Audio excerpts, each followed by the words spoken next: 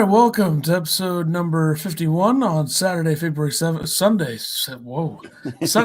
February 7th, quote unquote Super Bowl Sunday, but nobody cares about that. We're here to talk about, the Illini and what they did yesterday, which was beat the living F out of Wisconsin. I mean, that wasn't a 15-point game. That game wasn't close the entire time.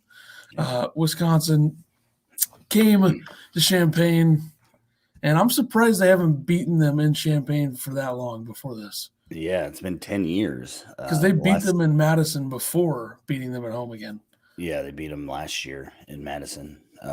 And they've played 7 times at the House of Pain and haven't beat them yet. So I think that kind of shows you how bad Illinois has been for a while before the last couple of seasons. And, definitely. This game, I had it as a 1-point game. You had it as a 7-point game. It gets even higher. They win by 15. They could have won this game by 20 if they shot a little bit better. But, Wisconsin did not play well. The only guy that really showed up for Wisconsin was Trice, and Reavers was okay in the second half. But this game wasn't really close the entire time. And I know a lot of people are already saying it, so I'm just going to get it out of the way now. This is the best game that Io and Kofi have played in sync together, I think, in terms of the way they played together. And, very good game for them. Yeah, they were both phenomenal. We didn't do anything beforehand, so it's cool. It's cool. Thanks. But I thought that everybody, there wasn't really anybody that didn't have a pretty good game in this one. I mean, DeMonte was all over the place, making some big plays, saying hell yeah on a great pass. Curbelo was really the only guy that was not good at all. Yeah, but Curbelo struggled. It's besides the point. But he only played 8 minutes. I think that was a big part of it. Rightfully so, because he made some major mistakes. Yeah. 4 turnovers, right? So not good enough. Yeah, not good.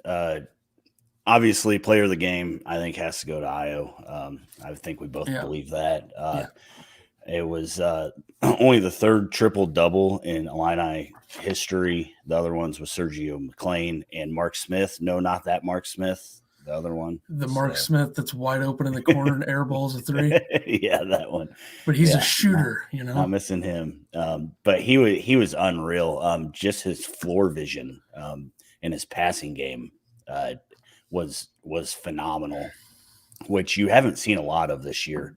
And then rebounding on top of that. But apparently he went out before the game and he told the guys, he said, yo, I'm going to get a triple-double today. So yeah, I don't believe that. He had a feeling.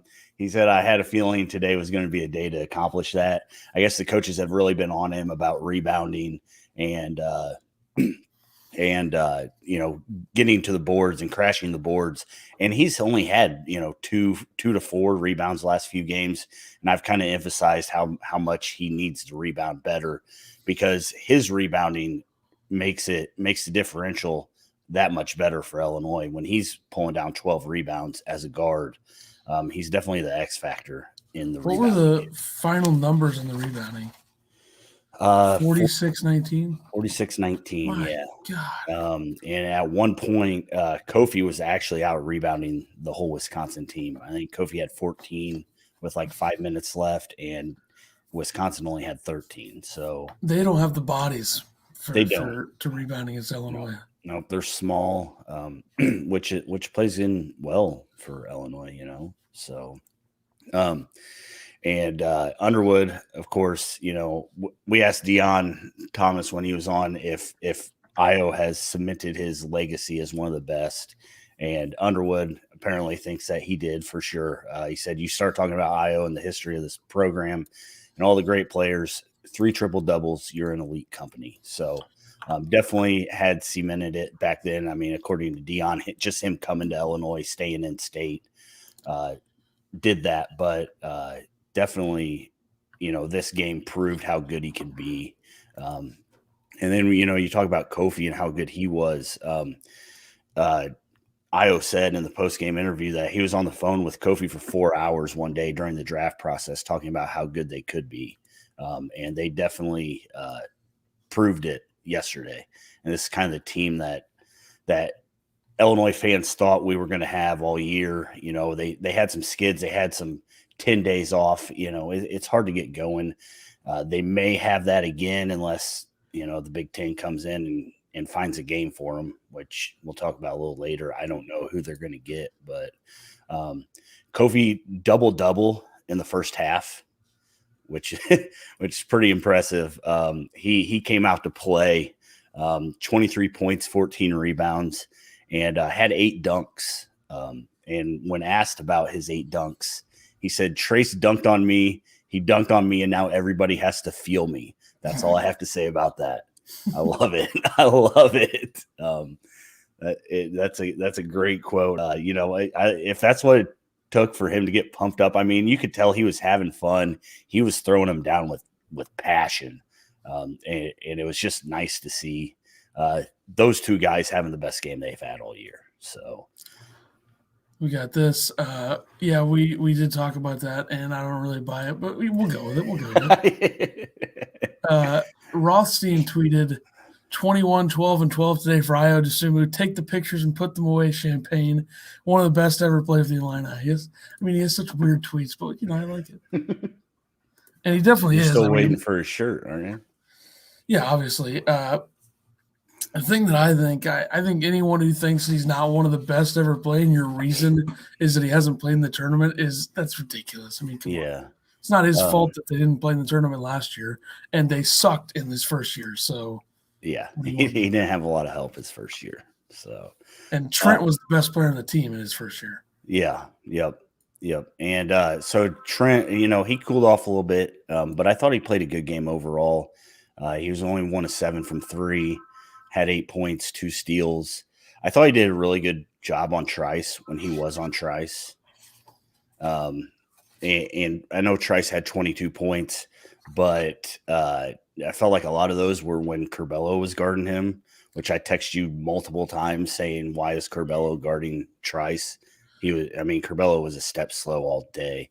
And you give Trice any kind of space, he's gonna make buckets. So did Curbelo touch him on that and one? He might have a little tap on the arm. Maybe it was easier to see from the ref's point of view. They only showed like one replay of it. And it was really fast. I couldn't really tell if it didn't seem like enough to call a foul, but whatever. At least they didn't do what the officials in the Indiana game did. Yeah. They definitely let him play a little bit more in this game. There's always going to be bad calls, and they were both ways in this one, so I'm not going to complain about any of them. I thought Adam Miller played well. I mean, he made more than 1 3, so that's all we can ask for, right? 2 of 4 from 3. The first one wasn't even close. 6 points. Oh man, and his shot it's weird. I thought his defense was a lot better this game than last, and the only thing that scares me is when he tries to do something like penetrating to the hoop, things like that. He did go to the hoop one time, and nothing came of it. But solid game. I'll take 2 or 3 threes from him, especially when he's only shooting 4 or 5. When he's shooting 10, and he only makes one of them. It's not great. But when you have Io playing like he was, I mean, Io every time he got the ball, he could have created and done something. The play right before the end of half, when he just, it was like 3 in between the legs and then just finished at the hoop. That's the Io that you want to see. And Wisconsin's kind of a team that he can do that against. You get playing against some better athletes. He can't do it as much, but it was definitely his game to be able to do that. DeMonte played well, like you said, pulled down 9 rebounds, had 5 points, made a nice 3 wide open from a great pass from Io. Io with a little one-handed cross-court pass to him. I believe that was to him. But he seemed more aggressive. He took a shot that usually he wouldn't have, which I'm fine with. I'd like to see him shoot a few more times. But he does what he needs to do. And, he's that ultimate glue guy, and he was pulling down rebounds with passion. Only thing I kind of don't like is, the bump. I don't know what that was. Wall was coming into him. They kind of ran into each other, and Wall fell down. I guess if he doesn't put his arm up like this as the guy's running into him. They don't call it, but that could have been a huge turning point. Illinois was up 10, I believe. Luckily, Wall made 1 of 3, and then I don't think that Wisconsin scored on that possession, but it could have really cut that game closer. But overall good game. Just he's just got to be a little bit smarter about plays like that and things. So, but I thought Georgie was okay. I thought he was fine, except when he's trying to lead the fast break. So this has nothing to do with whether they're overrated or not. They beat Iowa. They beat Wisconsin. They beat who the hell is the other team I'm thinking of? Any of the good Big Ten teams they've played, they've beaten except for Rutgers, in Ohio State. But let's be honest, they had a real chance to win both of those games. They probably should have. But Illinois is overrated. Yeah, they could play Michigan, but Michigan backed out too. Michigan ducked them, obviously. Mm-hmm. They knew that they didn't want to come back and play Illinois their first. Can't Illinois win? So Illinois can't win the regular season Big Ten if Michigan doesn't play again. It should be by games, not. I don't know what the rule is. I saw Ryan Evan tweet yesterday that you had to play 16 Big Ten games. That seems like it should be true, but to qualify to win, and if they are tied or something, since Michigan doesn't want to make up this game, that Illinois would win by default. I don't know all the rules. Well, Illinois is half a game back in the win-loss. Right.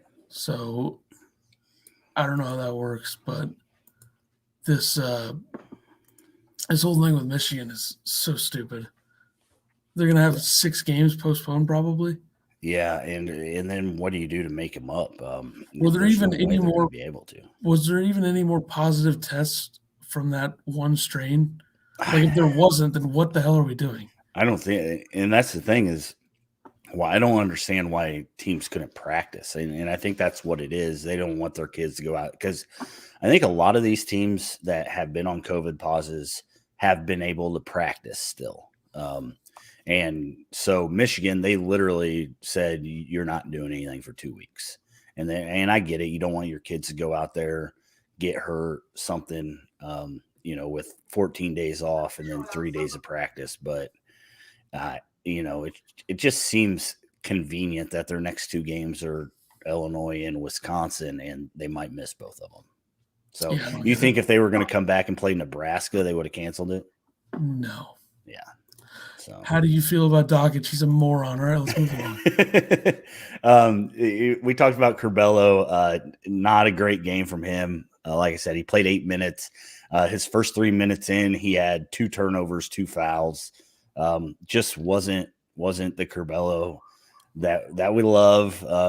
He makes these mistakes. He gets kind of crazy with the basketball. I feel like he's trying to do too much at this point. He needs to remember that he has guys like Io and Kofi. But it is what it is. Bad games are bad games. He rode the pine for it, and it is what it is. Grandison, I don't think we talked about, had 5 points, 4 rebounds, 1 steal. Was okay. I hate his entry passes to Kofi. I said that last podcast. I'll say it this podcast. They got to figure that out. That's about the only time he turns the ball over is when he tries to throw entry passes. So, and then last guy that played, Hawkins, played 3 minutes. So he got some time. I don't know. I don't think he did anything bad, but put in a few minutes here and there. But the big thing about this game was Illinois' defense in the first half. I know Kofi and Io had great games, but their defense in the first half was phenomenal. Held Wisconsin to 23 points. Wisconsin didn't make a 3. I don't know if that was more on the defense or if that was more on Wisconsin just not making anything because they had a few open looks. But I think Potter was open on every single 3 he took. Yeah, I think they just had the wrong guys taking them. And then in the second half, Wisconsin started climbing back into it. Illinois got a little sloppy. They started making some threes. I think they got it within 7 points, and that's when Illinois had the lineup of Curbelo, DeMonte, Georgie, Frazier, and Adam Miller. Don't know why that lineup was in, especially with how Curbelo was playing. But and then he had that lineup later, and that's when Frazier hit the kind of knockback, not three, worst shot in basketball, but at least he made it. But just not a lot of offense in that lineup. So it is what it is. I did see that people are saying that, and you sent me this. Illinois is the third best team in the NCAA right now. Fair point. I don't know if I'd go that far. I think they got some work to do to get to that. But I think the big thing is they got to clean up the turnovers. They still had 18 turnovers in this game. To be a top 5 team, I think that you have to clean that up. No, they're number 3. Well, if you're their top 3, they need to clean it up too. So, but overall, just great win, dominant win. You couldn't ask for much better. This is the time when you have to do it. And Io said it's that time of the season where it's February and it's time to start peaking. So that's right. Definitely that time of year, and hopefully they can keep it going. Like I said, we don't know what's going to happen now. Their next game is scheduled against Northwestern, February 16th. And Underwood said, now we'll sit and wait and see what comes our way with the league office and who will be our next opponent.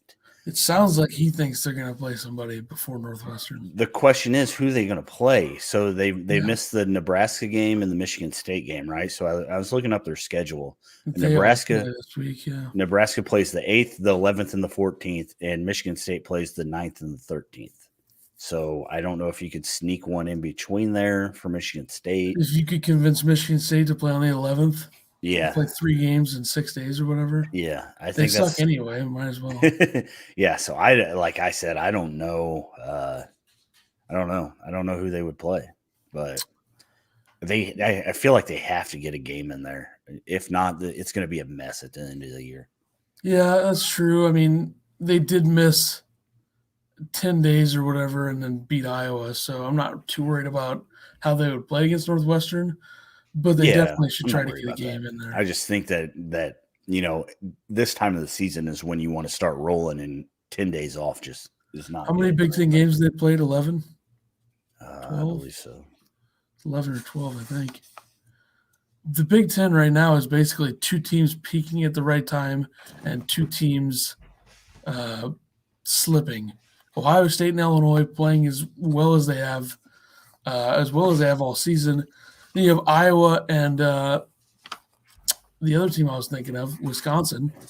Iowa and Wisconsin, people who thought those were the 2 best teams going into the season in the conference are slipping, and Iowa's playing right now, but they both have not been good, and Ohio State and Illinois have completely turned around and played well. But I'm kind of looking at some of the comments here from the Wisconsin Twitter after they lost. Iowa plays Indiana today without Frederick again, so they could lose another one.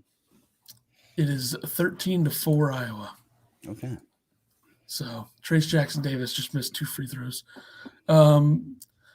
Someone on the Wisconsin Twitter said, cannot guard big men very well. Potter and Reavers not big enough, physical enough. Badgers put very little pressure on the passers, feeding Coburn on high-low passes. Did a little better job at post-help defense in the second half, but they must do a better job of pressuring the passer.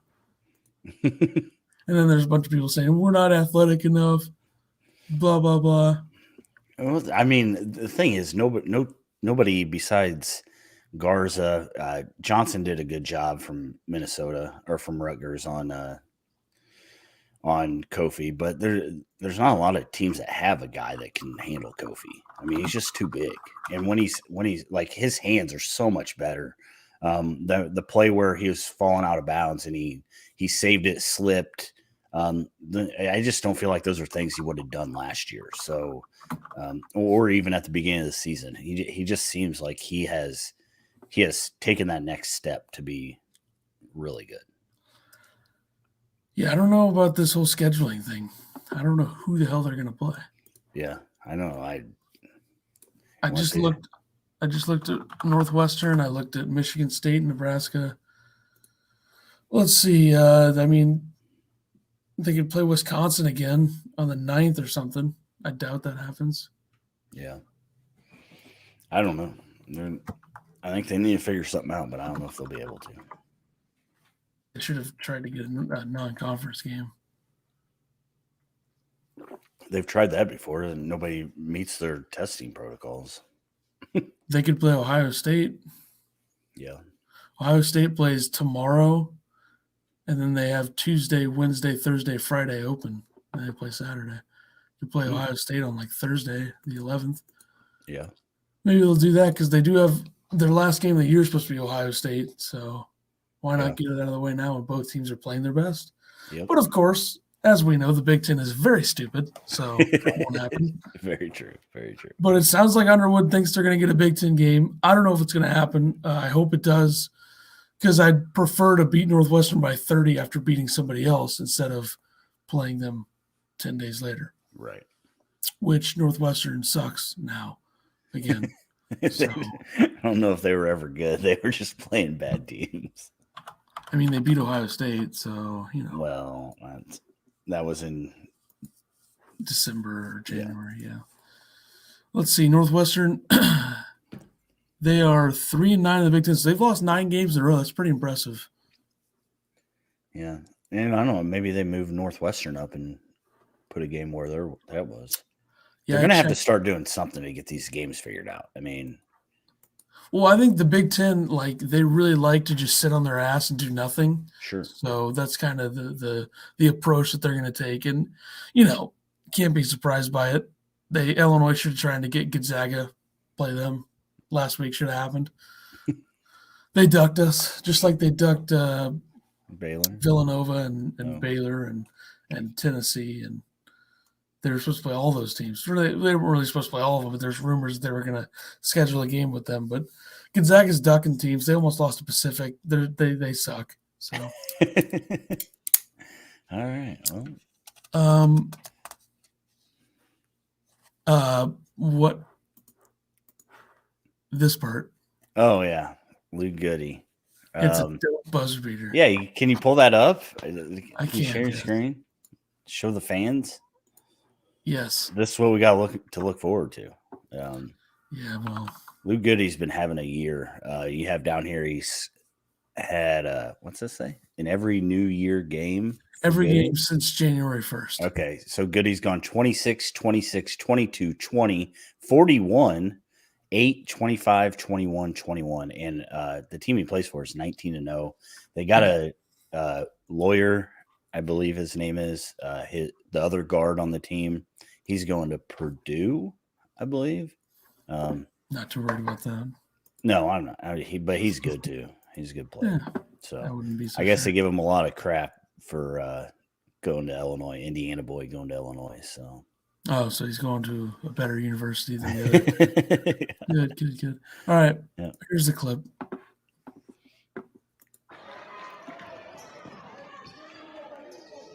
Solid quality. You can blame Twitter for that. Well, there's the clip, guys. Very exciting. That'll be solid. Corner 3. It's not that impressive. Fadeaway corner 3. Made number 1 on SportsCenter top 10. So I could probably make that. Yeah, if you tried 27 times. No, I could do it within 5 tries. Guarantee it, actually. So, all right. I think that's all we have for this one. But yeah, it's a short one. If they play another game, we'll come back before that and we'll preview that game and go from there. But what day is the Northwestern game? Like day of the week? It's the 16th, so that's Wednesday, I believe. Tuesday. Okay. I mean, that's not the worst thing in the world to not play to them, but I think they have to. I really do. That's a full week without a game. Yeah. Like a full Monday through Sunday. Yeah. without a game while everybody else in the Big Ten is playing 2 or 3 games. Mm-hmm. Can they not like get a non-conference game just to play? Like a good non-conference team, one that can meet their testing protocols? I don't know. Like Baylor, let's play them again. The hell, they just had 2 games postponed. Yeah. Get them in. Why not? Not scared of them. Illinois would drop Baylor right now. It would be close. I thought Baylor was your favorite team. They are number one in the country. But that's a travel. 17-7, Iowa beating Indiana. I think playing mad. The reason that people think Illinois is the third best team in the country, I think, is based off of expectations going into the season. Everyone thought they were going to be really, really good. Yeah. And nobody, like, I think everyone's complaining that some of these guys have Illinois at 3 instead of Ohio State. Yeah, and a lot of people have moved Illinois up to the 2 line for the tournament. They're going to be at the 1, like 3 or 4. Where do you think they're going to be come Monday? In the AP poll or the tournament? The AP poll. 7, 8, somewhere around there. Everyone's losing in front of them. Who's lost? Yeah, Nova lost. Texas lost. Texas lost twice. Yeah. One of which to Baylor, which doesn't Houston really lost to East Carolina. Yeah, and then they beat Our Lady of the Lake by 66 yesterday. Don't know why they're playing a team called Our Lady of the Lake and then do they move ahead of Iowa? You think?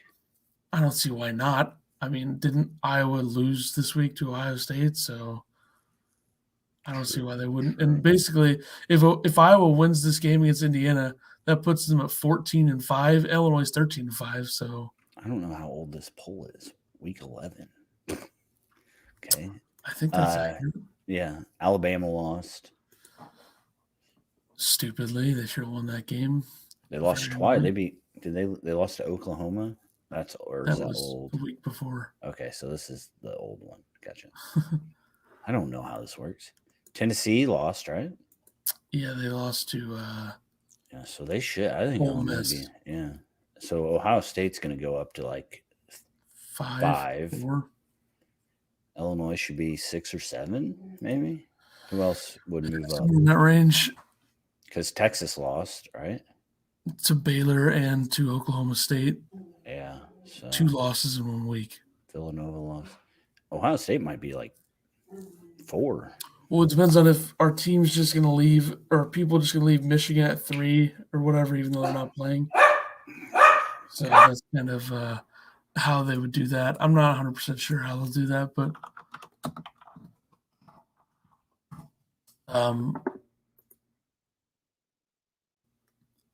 yeah, you have Gonzaga, Baylor, Villanova, Michigan. If I had to guess, I would say it'll be Gonzaga, Baylor, Michigan. Do people put Ohio State ahead of Michigan just because Michigan hasn't played? I don't know. I mean, I doubt it. Villanova never moved, right? No, I'm assuming it'll be Gonzaga, Baylor, Michigan, Ohio State, and then Oklahoma. Did Oklahoma? They lost to Texas this week? Tech, I think. Holy smokes! I don't know. Illinois might be 5. So basically 3, 5, 6, 8, 9, 10, 11 all lost. So, and Illinois won 2 games, including beating the F out of number 19. So we'll see. Tomorrow we'll be doing Countdown to March Madness number 1. I got to update all the stuff for that before tomorrow. That'll be at 4 o'clock. So it won't be on this channel. It'll be on a different one, but you'll see the links on Facebook and all that. Yeah, I'll share it on the Illini stuff too, just so the Illini people know that we're going to make them a 1 seed. All right. We'll be back episode 52 sometime this week or next week. We don't know. We'll see you then. Goodbye.